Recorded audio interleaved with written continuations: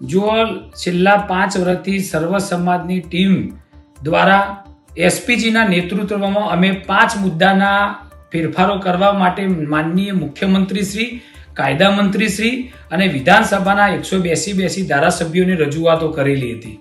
આ રજૂઆતોના સંદર્ભે આજે 400 થી વધારે જ્ઞાતિએ સમર્થન આપ્યું, 500 થી વધારે સરપંચોએ સમર્થન આપ્યું, 500 થી વધારે સહકારી મંડળીઓ સમર્થન આપ્યું.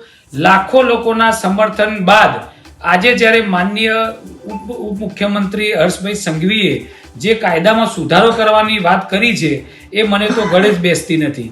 કારણ કે એમને એવું કહ્યું છે કે દીકરા દીકરીના લગ્નની જાણ માતા પિતાને વોટ્સઅપ કે સોશિયલ મીડિયાના માધ્યમથી કરવામાં આવશે અને 30 દિવસની અંદર કંઈ પણ વાંધા અરજી હશે તો એના માટે તમે વધુ અરજી રજૂ કરી શકશો. વાંધા અરજી રજૂ કરવાની વાત કરો છો તો તમે દીકરીના લગ્ન તો તમે કહ્યું કે ચલો તલાટીના ભાઈથી લઈ એને મામલતદાર કે કલેક્ટરને સોંપવામાં આવશે અને તમારે 30 દિવસમાં મેરેજ રજીસ્ટર કરવામાં આવશે.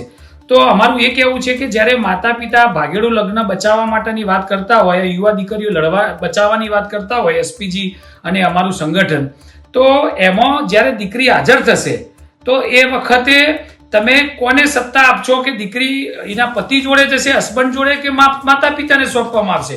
જો એના હસબન્ડ જોડે જવાની વાત હોય તો 30 દિવસ તમે રાખો કે 60 દિવસ રાખો, એમાં કોઈ ફેરફાર થાય નહીં, ભાગેડું લગ્ન અટકવાના નથી.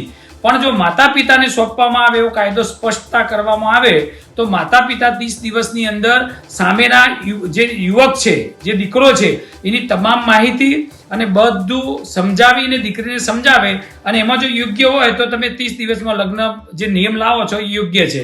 પણ હજી સ્પષ્ટતા નથી કરતા. પ્લસ તમે સમાજ પાસે, સર્વ સમાજ પાસે ગુજરાતમાં માગણીઓ કરો છો કે 30 દિવસની અંદર તમે તમારા જે પણ સૂચનો હોય રજૂ કરો.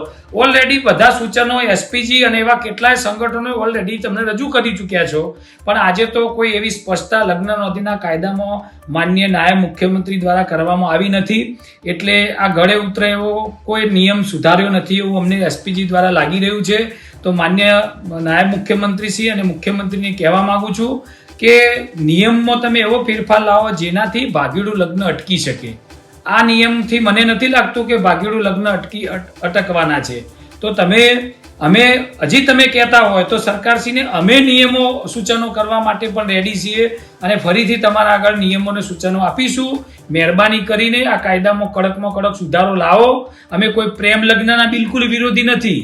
પ્રેમ તમે ગમે તે જ્ઞાતિ, ગમે તે સમાજમાં કરી શકો છો, પણ એવો કાયદો મજબૂત બનાવો કે જેટલા પણ ખોટા લોકો, ખોટા દસ્તાવેજો, મૈત્રી કરાર, આવા બધા જે ખોટા કાયદા છે ને જેનાથી ઘર સંસાર વેર વિખેર થઈ જાય છે, એવા કાયદા તાત્કાલિક એવા મજબૂત કરો જેના કારણે ઘર સંસાર બચી જાય અને સમાજ વચ્ચેનો જે વર્મનેસ અને ઝઘડા થતા હોય અટકી શકે. અમે તમને આપીશું પળેપળના સમાચાર. જો તમે અમારા નિર્ભય માર્ગ ન્યૂઝ ચેનલને સબસ્ક્રાઇબ કર્યું નથી તો અત્યારે જ નીચે આપેલા આઇકોન બટન પર ક્લિક કરીને સબસ્ક્રાઇબ કરો અને શેર કરવાનું ભૂલશો નહીં.